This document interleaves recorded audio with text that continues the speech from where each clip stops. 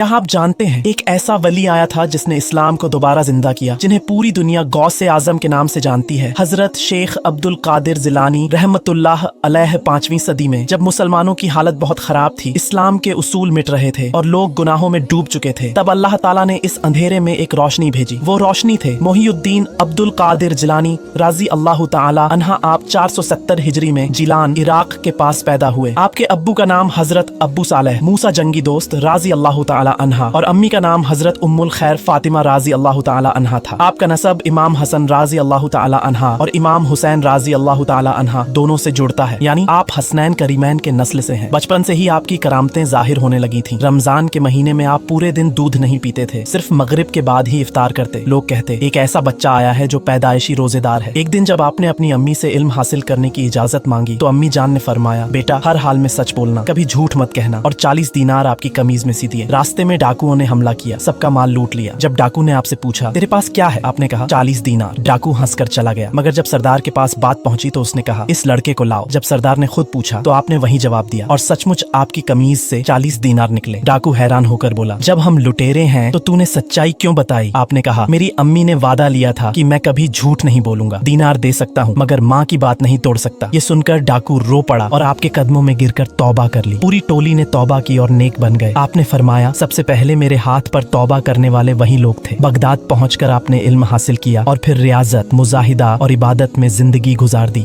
कई दिन बिना खाने पानी के अल्लाह की याद में रहते, जंगलों में इबादत करते। एक दिन शैतान ने आपको धोखा देने की कोशिश की और कहा, ऐ अब्दुल कादिर, मैंने तेरे लिए हराम चीजें हलाल कर दी। आपने फौरन कहा, औज़ु बिल्लाहि मिनश शैतानिर रजीम, और फरमाया अल्लाह ताला कभी हराम को हलाल नहीं करता। आपकी जिंदगी ने हमें सिखाया सच्चाई, सब्र और अल्लाह पर भरोसा, यही असल करामत है। इसलिए आपको मोहिउद्दीन यानी दीन को जिंदा करने वाला कहा गया। आपने अपने इल्म, अमल और वफादारी से पूरी उम्मत के ईमान को ताज़ा किया। अगर आपको हजरत गौसे आजम राजी अल्लाह ताला अन्हा की यह कहानी पसंद आई हो तो लाइक, कमेंट और शेयर जरूर कीजिए और लिखिए अल्लाहु अकबर, ताकि और लोग भी इस नूरानी कहानी से हिदायत पा सकें।